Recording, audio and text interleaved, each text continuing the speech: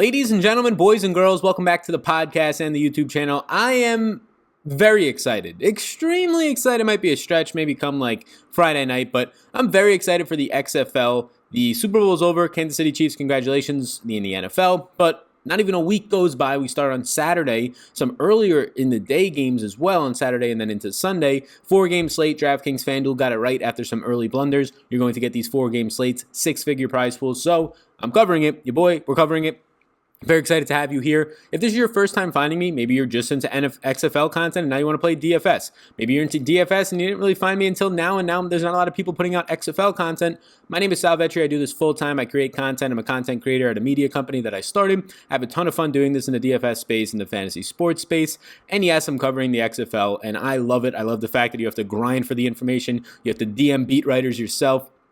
Listen to every ounce of podcast and read every article you possibly can find, because there's just not a lot of people who are going to do that. It's very much like the NFL preseason. It's very much like, at least last year, years ago, the WNBA, before that started to get more publicized by the Athletic. But what we're going to do here is go position by position. And I ask you, please do hit the subscribe button. It's totally free to do that. And if you want more of my exclusive content, I do have content for the XFL, NBA, PGA, all the other sports that will be becoming live in a couple of months as well right now.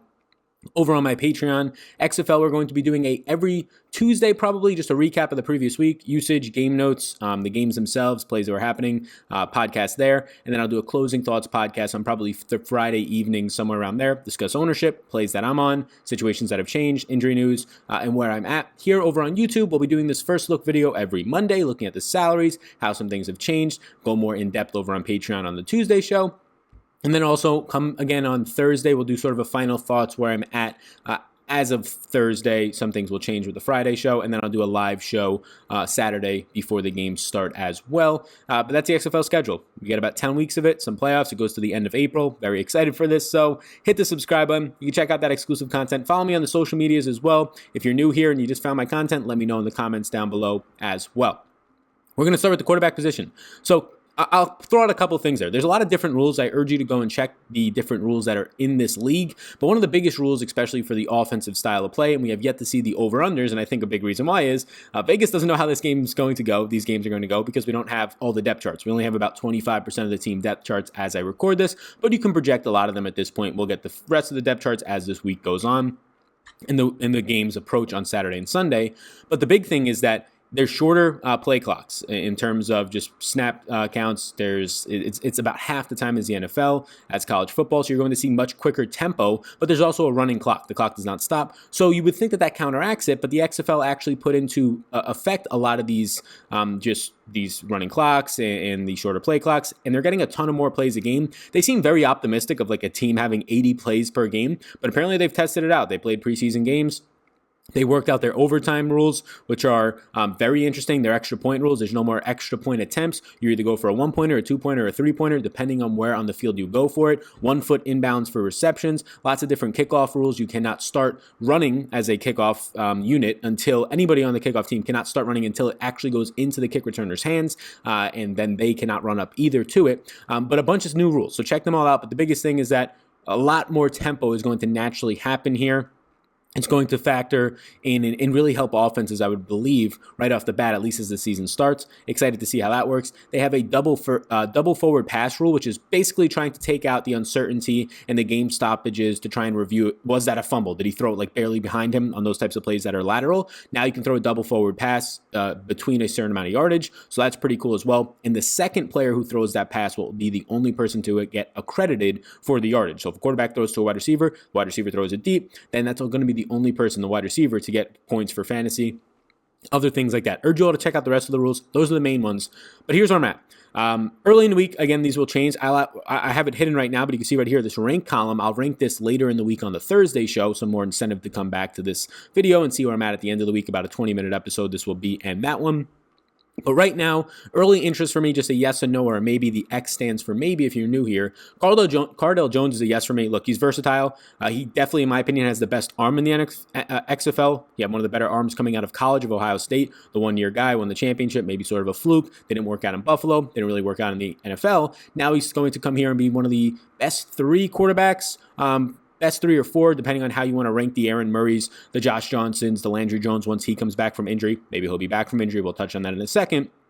But I really like Cardale Jones. I really like what they did. So they went out and they traded Trey Mcbride, who was on the Jaguars practice squad in the NFL preseason. He had a really good preseason, just didn't make it. And then they traded him for Ross. And Ross was a huge player in the AFF, probably the number one, Sean Ross, the number one player in the AFF. And now this works out a lot because Cardale Jones wants to throw the ball downfield. Ross is a much more downfield threat, as McBride was more of a possession receiver. So it's a perfect fit in my opinion.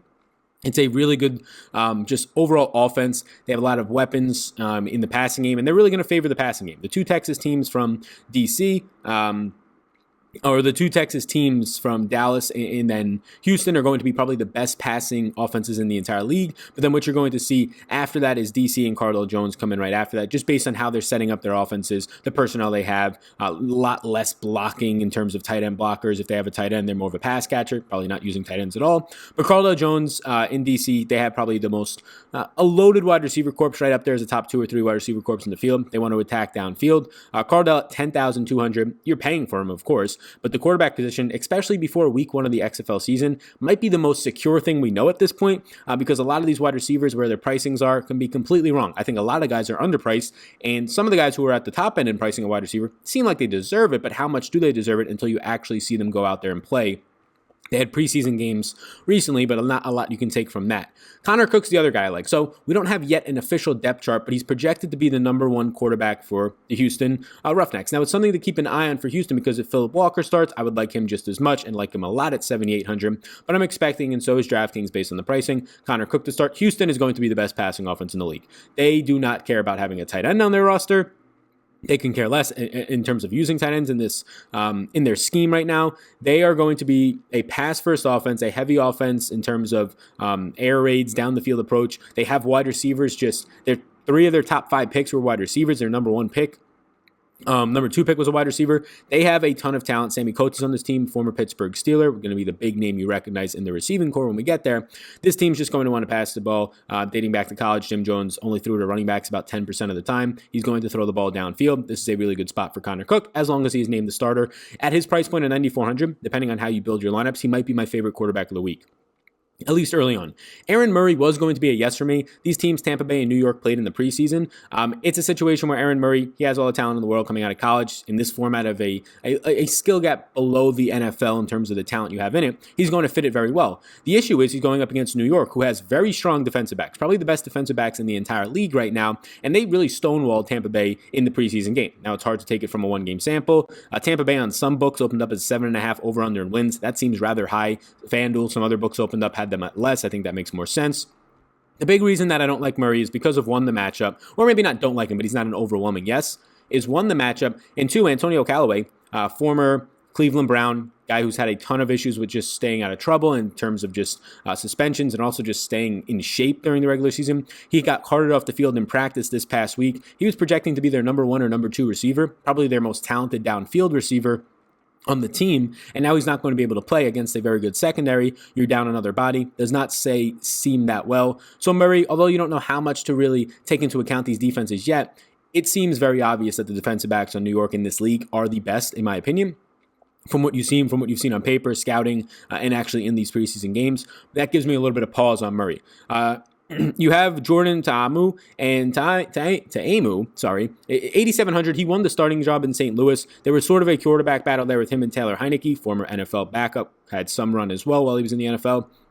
The issue here is he's an uncertain case. He's an inexperienced rookie out of Ole Miss. Is this an NFL prep for him? If he does well here, he'll probably just leave to go to the NFL. He's a very strong backup quarterback type of player, but he's now going to be taking on a starting role. A very risky play. He has an undersized defensive line that'll be going up against, and he's mobile, so that's good to see. And his price point's nice at 8,700. The issue is this St. Louis team is probably going to rely more on their running backs here, have a lot of running backs on the depth chart, so it's a situation where I'd rather have Aaron Murray, even with the tougher matchup for $300 more, and I'd definitely rather get to Connor Cook. He's a wild card at best is what I would say. We don't know a lot about him, so I imagine he'll go very under the radar in his ownership, and there is rushing upside there out of him. Matt Mcgloin, former Penn State Nittany Lion, former Oakland Raider. He's 9,700. I have some interest. We saw in the preseason, he lit it up for 3 touchdowns, looked very well. His issue is he has a small offensive line against Tampa Bay. It will be a tough matchup for him to stay upright. Former NFL quarterback. The problem for me is wide receiver injuries. You've seen Yancey out of LSU, former Packer. He got drafted by the Packers. He's gone down with injury. He was projected to be their number 2 wide receiver, and it's a loaded backfield. They kept 4 running backs on this roster. I believe that Matt Mcgloin probably overpriced because of his preseason performance. Yes, he had the 3 touchdowns versus Tampa Bay in the preseason. It's a situation where I don't want that to sway me too much when he's at a high price point of 9,700. So he's definitely in play, just not in that top tier of Cardale Jones and Connor Cook for me. Philip Nelson for Dallas right now. So here's the deal. Landry Jones might be the best player in this entire league, the most touted player in the entire league, right up there with your Cardale Jones, your Josh Johnsons, your Christian Michaels, your Cameron Artis-Paynes, the running backs, all those types of players. The issue is that Landry Jones is going to be questionable for week 1 and probably leaning more towards doubtful. He's going to try and practice this week and see what happens. So right now I'm acting as if he's not going to play, and the backup there would be Philip Nelson in a nice offensive scheme in Dallas where they're going to kind of take this as an air raid offense. You're going to have Lance Dunbar, a very nice pass-catching running back in the offense. Cameron Artis-Payne, the former Carolina Panther, will be the number 1 running back, but Dunbar is going to be involved a lot in an offense that wants to pass the ball a ton. They have very quality wide receivers. Jaz Ferguson was on the Seattle Seahawks depth chart. He was in the preseason for them, did not have a good preseason, or actually did not have really mainly a good camp after that. And then they got Bidet, who was their number 1 overall pick at wide receivers. So some good quality wide receivers on this team. It's just an issue of Philip Nelson is a backup. He's in a very good scheme, right behind Houston, in my opinion, these 2 Texas teams as the 2 best passing offenses. It's a situation where you have Cameron Artis-Payne, you have Lance Dunbar, you even have depth behind him in terms of Austin Walter, who's another running back on this team we'll talk about. Lots of guys that you can give the ball to and just get by for 1 week. So it might not be a situation where you want to test Philip Nelson, but again, should be lower owned. And Josh Johnson, because of his price point, I might not get there. But if Landry Jones is out, him and Cardale Jones are probably the 2 best quarterbacks that are going to be playing this weekend, at least on paper. He has a physical offensive line. There's going to be a lot of fullback usage, which leads me to believe that they're going to run the ball a little bit more than people expect them to do. Just based on some coaching interviews, they want to use a fullback, which is something that you don't usually see all that often in today's XFL or NFL. This is a defense that they're going to be facing that I touched on how strong the defensive backs of New York are because that's factoring in the safeties. But if you're just looking at cornerbacks alone, Houston might have the best cornerbacks in the league, at least the best ball skill cornerbacks. So a good defense in the secondary unit. He has mobility, Josh Johnson. I would prefer Cardale Jones for $500 less, but I think that he's fine to get to. It's just if you're choosing between those 2 top end guys, I prefer Cardale Jones, and then Connor Cook after that, probably just based on his price point, my favorite quarterback. Some other things to point out here. I don't really have much interest in Brandon Silvers. He won the job in Seattle over BJ Daniels. They have 5 tight ends. Some teams don't even have a single tight end on their roster. I imagine the official depth chart should cut that tight end number down. I would hope so. Most teams have 0 to 2. They're going to go very run heavy in Seattle. Be an interesting team to watch. It's really hard to get a read on them right now. They don't have the greatest of wide receivers. So a situation where I just don't feel like paying $8K for that type of a quarterback. But let's get into the running back position. As we get into the running back position, I'll say once again, if you do want to support me over on Patreon, you totally can. It's linked up down below. And follow me on Twitter. Hit me with a follow, shoot me a Twitter, DM anything, any types of questions you have. Very excited about the XFL. It's all about information for week 1. Nobody has any stats or databases to go off of. It's all about how you perceive the information you get, how you then project players from there. And I'll have all of that in-depth, more information on Patreon, as well as later in the week here on YouTube. So hit that subscribe button. And if you're on the podcast, leave a review. How those ears doing? Running back position. So lots of running backs, of course. These depth charts are going to get cut down to probably 3 for most teams. Some teams have already kept 4 running backs. Cameron Artis-Payne at the top. I have him as a yes because the price point of $6,800 is very good. Now, Dallas is going to want to throw the ball. If they have their backup quarterback in, maybe they want to run a little bit more. Artis-Payne probably is not going to be projecting out as a guy who catches a lot of passes, even though they want to throw the ball a lot. Because Lance Dunbar is also on this team. He is the guy who has been involved in the passing game in camp. He was involved in the passing game when he was at Dallas in the NFL. His problem has been staying healthy. He has been battling injuries, but he's expected to play. So Cameron Artis-Payne at $6,800. In this game where there's going to be a ton of plays run, like we said, there's just a shorter snap count or shorter snap clock on it, a shorter and a running clock, so high tempo. Cameron Artis-Payne, just because of the amount of plays being run, might see 20 carries. And that's very good at 70 or 6,800, where a lot of these other backfields are battling with 3 or 4 guys, or they're going to be not as much willing to run the ball, like probably Houston. He has a strong offensive line. He's a former SEC running back as well. When he was there. He now has Stoops as his head coach here in Dallas. So who coached OU, if you not remember Bob Stoops coaching OU in college, and they ran very efficiently. Now you remember some of the quarterbacks that they had. Some of them definitely mobile quarterbacks, but in terms of their running schemes as well, went more under the radar because of how good their quarterback play was. But I think he's going to lose the passing game work. But at the price point, it seems already built in. I do like him. Florence Cook is probably a guy who, look, you're going to see 3 or 4 running backs. They're expected to run out of committee here, so you're getting a nice price point of $6,100 because of that. This is a guy who I don't have as much confidence in. I put him as a yes, but not as much confidence as the other yeses on here. So the coach that is the running backs coach for this New York team also coached the Giants. He stayed in New York. He coached the Giants, and in 2005, they had 2 1,000-yard running backs. So Florence Cook is going to be one of the preferred options. He can be a guy who really breaks free in this offense. It's yet to be seen because there's so many guys who are going to have an opportunity. But if I had to bet on one of these 2 guys or 2 of these 4 running backs having 800-plus yards this season, and I guess with less games, you're not going to have that type of usage, but 700, 800-plus yards, Cook would be one of them. That starts week 1. A situation where the defensive line play is going to be hard to go up against, but 6,100 out of these 4 guys right now, he's probably my 4th favorite. And then Christine Michael, probably the best running back in this league on paper. Just former Seattle Seahawk. If he wasn't already selected to this team, he probably would have joined the Seahawks over Marshawn Lynch. I would definitely believe that, just talent-wise. And maybe, who knows, they beat the Packers in the playoffs if they have him. But he's lining up in a situation where St. Louis is going to want to run the ball here. They've already come out and pretty much said it. They're keeping tight ends on the roster. They have a very good offensive line. Christine Michael, you're paying for him at $8,400, but he seems like the most secure play that you can have without having any experience behind it. I'd rather pay up for quarterbacks before I paid up for running backs. And in a lot of situations, I'd rather pay up for some of these wide receivers before some of these running backs. There's not a lot of options just because you have more security with them on the field. But in Christine Michael's case, by far and away, in my opinion, the number 1 running back out there in St. Louis. Matt Jones is behind him. Not a guy who's gotten a lot of hype so far. I think that you can feel pretty confident in those $8,400 price tag having 20-plus touches or at least opportunities out of Michael this week. Lance Dunbar is the last guy. We already talked about him. He's going to be the pass-catching option. He's so cheap. He's $4,400.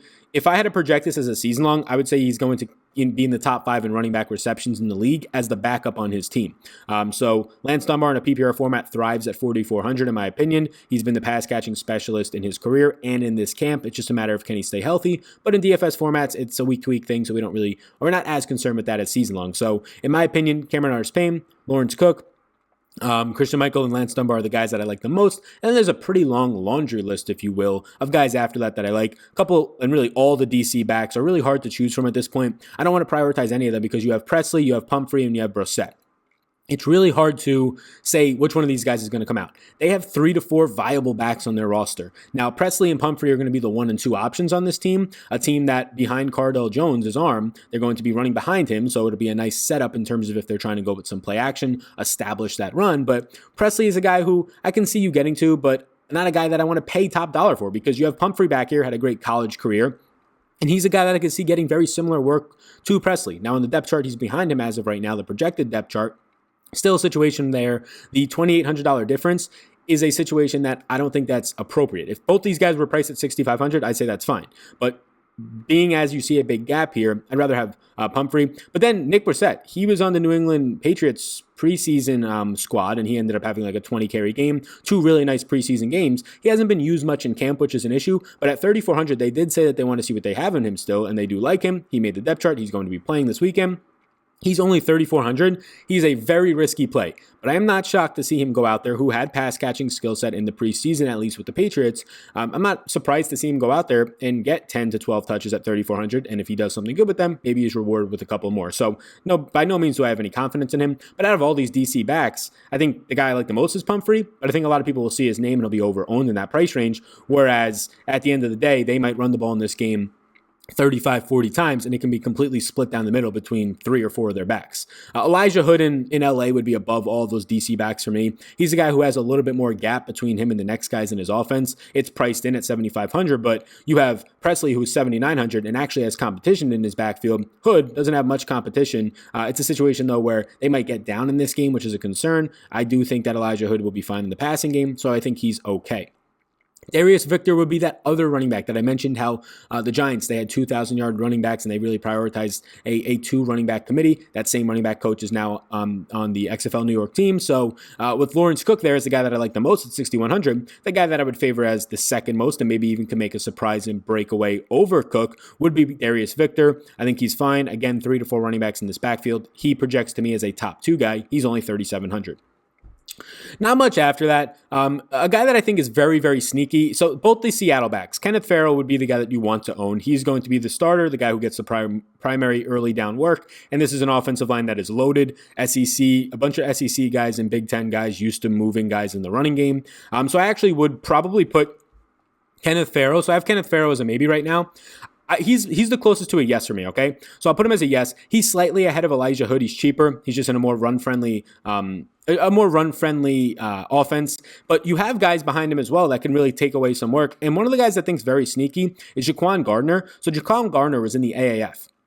He made a team in the XFL without even practicing. Like, he was hurt and they said, okay, come here and we'll talk. And he made it because he's that skilled. They like what they saw in the AAF. So it's a loaded backfield. He has a chance to separate himself at 3,600. Jaquan Carter, say like week 6 of the XFL, towards the middle to end of the season, he could be a guy that I see as like a $7,000 or $8,000 player. That doesn't mean it all comes right now, but keep a close eye on him. One of these weeks he's going to pop. But Kenneth Farrell right now is the guy in line if you're drafting in regulars or season-long formats. Should be the guy that you want.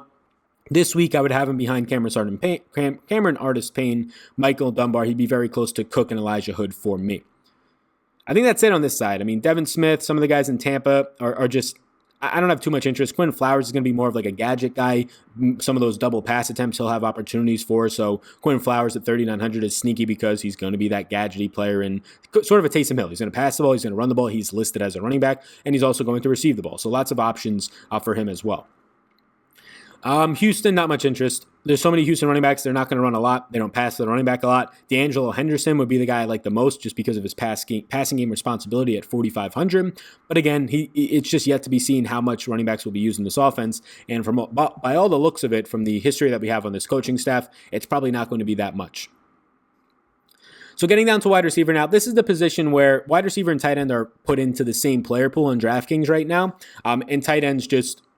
It's hard to favor tight ends in the flex or wide receiver over a lot of these, or wide receiver positionality over the established running backs and wide receivers, right? It's really hard to want to go out there and favor them because they're just, one, not going to be used. There's only 8 teams in this league. Half the teams don't even care about using them in the passing game, and they're mainly running game. One team doesn't even have a tight end on the roster right now. And then the other teams, they have 1 or 2 decent guys, and we'll talk about those tight ends that I think possess upside at their price points, but nothing that's going to just blow you away. So usually you're not going to see a lot of tight ends going to be rostered. 1 or 2 makes sense, especially if they're used as wide receivers, and I'll discuss those guys here. But other than that, just be aware that you have 2 flex spots. I really like the format that DraftKings did with this. You don't have to roster a tight end. No kicker, thank God. Defense still, but that's fine. I wish we didn't have the defense to roster, but what are you going to do? You take what you can get.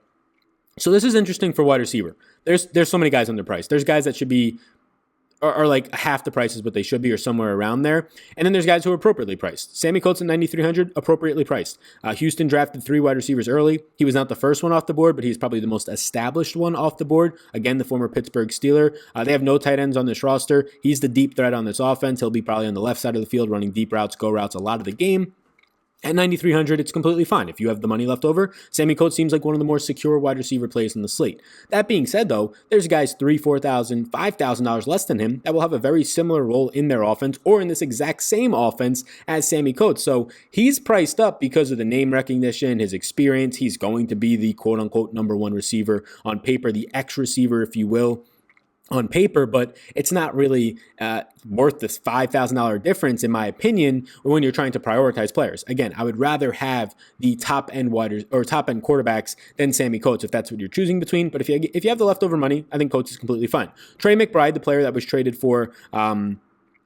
earlier this season for Rashad Ross from Houston to LA, is a situation where I think he's in a perfect situation in LA. They need more of a chain mover, a guy who can run crisper routes, get in and out of them, and that's exactly what Ross is. 5,500 is just way too cheap for the skill set. He'll be the number 1 receiver in LA with a very quality quarterback for this league throwing the ball to him. I like him a lot. Jaz Ferguson, former Seahawk, again, a speed and power guy. In the red zone will be an immense threat. He's, in my opinion, going to be the number 1 receiver for Dallas. Your only concern is that a backup quarterback will be throwing to him. That being said, a lot of these guys are already backups coming in. Even the starters can be classified as backups. They're just starting in this league. So Jaz Ferguson at 4,200, way too cheap. Again, red zone work there. You're going to get possession work for him and even downfield. A lot of things stand out. He is the flashiest guy in this team without a doubt in the wide receiver position. Do not let people get you confused about Cleo Lewis. Cleo Lewis right now is projecting out to be the number 2 receiver in this Houston offense. The number 2 receiver in the Houston offense is probably going to be a number 1 receiver in 60% of the other offenses in this league. Cleo Lewis was the number 1 quarterback drafted by Houston, ahead of Sammy Coates. He was drafted ahead of Cam Phillips. So they had a lot of upside in him because of his draft capital and how much it actually cost them to get him. I believe that he'll project out as a number 2 receiver, but there's a good chance it could be Cam Phillips. So Cam Phillips at 5,100, Cleo Lewis at 4,100. Both of these guys, whoever is the wide receiver 2, I prefer more. So we'll see when we get the official depth chart and starting news. But right now I'm going to project it as Cleo Lewis just because he was drafted ahead of Cam Lewis in the XFL draft. But I think both of them are completely fine to get to. Cleo Lewis you get a price discount on as well. And again, these guys are, in Lewis's case, more than half or less than half the price of Sammy Coates, who again, Coates the more established, probably credentials in experienced receiver, going to be running deeper routes on the outside. Lewis probably going to be on the right side, should look okay as well. Simmy Cobbs Jr. in DC can have Cardell throwing him the ball if you're trying to stack. 3,800, probably the wide receiver 2 on this one. He's going to be opposite, if I had to imagine, Rashad Ross, and he's a lot cheaper at just 3,800. It just means less attention for him. He's going to be either the wide receiver 2 or wide receiver 3 in this offense. It's really yet to be seen. You have Eli Rogers, so in theory, he'll be the wide receiver 3 in terms of skill sets. You'll have Rashad Ross and Eli Rogers ahead of Simmy Cobbs. But Eli Rogers, during his entire tenure in the NFL, with the Steelers mainly, was a slot wide receiver. So if you set this up as Rashad Ross on the left side, Eli Rogers in the slot for DC, and then Simmy Cobbs on the right side, you're seeing more upside in the wide receiver 2 role from Simmy Cobbs. You referred to the slot as sort of a wide receiver 3 in more instances than not. So Sammy Coates, Trey McBride, Jaz Ferguson, Coolio Lewis, and Simmy Cobbs stand out to me, and then Cam Phillips as well in Houston. Guys who are secondary interests, Rashad Ross and Eli Rogers, the other receivers in DC. Simmy Cobbs is just a cheap price point. I prefer paying up for Sammy Coates. If you want to get to Rashad Ross, he's fine. He's one of the best receivers in this league. If you're going off of the AAF metrics, just be safe by doing that. The AAF was a skill gap well, in my opinion, below what the XFL is about to roll out there from the caliber of players and talent that they have, especially on the defensive side of the ball, when it comes to cornerbacks, and safeties. So although Rashad Ross had a great time and was one of the best players in the AAF, if not the best, him being priced as the 3rd highest priced player, including quarterbacks, the most highly priced wide receiver and or running back or tight end, is a little bit, I would say, questionable to me. Now, the price point's fine if you have the money. I do think he has upside. I do think he has one of the best quarterbacks throwing him the ball, an AAF stud, if you will, once again, but how much does that really mean when you're going to be going up against much better competition? So I think he's in play without a doubt. Eli Rogers, 9,100 seems like a lot. Look, he's experienced. He's talented. He'll probably work in the slot, but also go to the outside like he did in the preseason. But again, $9,100 for a guy who might not work downfield as much. And in PPR formats, if he has a 6-reception game, 7-reception game, and with these faster play clocks and pace of game, maybe it's even 8 receptions. That's obviously going to get you there at 9,100. Just might not have as much big play upside. He will be used a lot in the red zone, though. He was on their red zone packages in the preseason. So Rodgers is pretty close to a yes. The price point keeping him down a little bit. Nelson Spruce stands out at LA for me a little bit. Nick Truesdell. So this one's something that I should point out. So Nick Truesdell, he's 6,900 Tampa Bay versus New York this week. He's actually a tight end, but he's being used as a wide receiver in the offense, being used a lot around the red zone. $6,900 is a nice price discount. I would prefer Trey McBride, Jaz Ferguson, Cleo Lewis, all those other guys, but he is one of the only 2 or 3 tight ends in the league that I would actually have interest in rostering. The other guy is much, much cheaper, and I would prefer rostering Donald Parham, who's 2,600, tight end for Dallas this week in a better offense, who should start and be on the field a lot in the tight end position relative to other tight ends in this league. So he's only 2,600. The issue for him, though, is a lot of these wide receivers on the offense might run, 50, 60 routes. I don't know what we're actually going to see out there based on pace of play. Whereas him, as a tight end, he still might only run like 25, 30, but he's priced for that. So Donald Parham and Nick Truesdell are going to be the 2 tight ends I would actually consider. Don't have a ton of interest in either of them, though. Jeff Badet at 8,800, Dallas against St. Louis. He was the number one pick by Dallas. Number one wide receiver pick, just number one pick for them, ahead of actually Jaz Ferguson. I do prefer Ferguson for half the price. I think he's going to be the better receiver on this team. This is just a situation where I just think the algorithms for DraftKings are going to be as worse as they possibly can for week one, because they're just going off of some news and not as much in-depth detail news as a lot of us analysts are doing. So I do prefer Jaz Ferguson, but Jeff Badet, it's an offense that has two really good receivers. It would be Badet and Ferguson in that offense that stand out the most to me. Flynn Nagel stands out as a slot-style wide receiver for Dallas as well. So their wide receiver in core should be Jaz Ferguson and Jeff Badet on the outside, and then Flynn Nagel in the slot at just 3,900. Very similar to Eli Rogers. Now, Eli Rogers more experienced, more downfield usage probably, but Flynn Nagel will be used in the slot as a PPR guy, and he's very cheap at 3,900. Stands out as a guy who probably picks up no ownership, because who the heck wants the roster except for the name, Flynn Nagel. Pretty cool name, but I think he is actually a strong PPR option as long as you see him listed as the starter. McCall McKay for New York against Tampa seems like a fine option at 9,900. I prefer Sammy Coates. I prefer Rashad Ross up there in that price range, though, and some of the other running backs as well. And then Saeed Blacknall, former Penn State player. I believe he was on the Oakland Raiders for a span as well, just really as a practice squad guy. For LA, he's at 5,900. He should project, and we'll see when we get these rosters, as a top 3 wide receiver. He's a big downplay receiver, contested catch type of guy, has breakaway speed and just a ton of muscle type of guy. Around the red zone is where you'll see him used the most. So keep an eye on Blacknall at 5,900. Again, if I had to rank him, he'd be like a 15th receiver option for me as of right now, but he is somebody who's interesting. And then lastly, I'll point out Antonio Callaway. We kind of mentioned it when we were talking quarterbacks, but he's not going to be playing this week. Carted off the field. We'll see what his status is as the week goes on. So this is the first look video. I'll be back Thursday to give you some rankings of each of these positions and my final thoughts. Be sure to subscribe to my podcast. If you're watching on the YouTube channel, I'll wave to you. Be sure to subscribe over here. Hit the like button on the podcast. Leave a review. Follow me on the social medias. And check out my Patreon exclusive content. If you want more of these types of podcast episodes, there will be 2 a week moving forward. And also cash game tiers and rankings and a Discord over on Patreon. Thank you so much. You all rock. My name's Sal. You already know that by now. Peace out, gang. Thanks for tuning in, and I hope you enjoyed that video. Above my head, if you're not already subscribed to this channel, I do ask you if you can please hit that subscribe button. It helps me out a good amount to reach more people. You can also follow me on Twitter. That's over there. Right in the corner is my @SalVetriDFS Twitter. And then above, you'll find my Patreon link. You can click on that if you want more exclusive content for me. Or a video is going to pop up, so why don't you check that one out as well. I think it's going to be beneficial for you. Thank you so much again for tuning in, and I hope you have a fantastic rest of your day.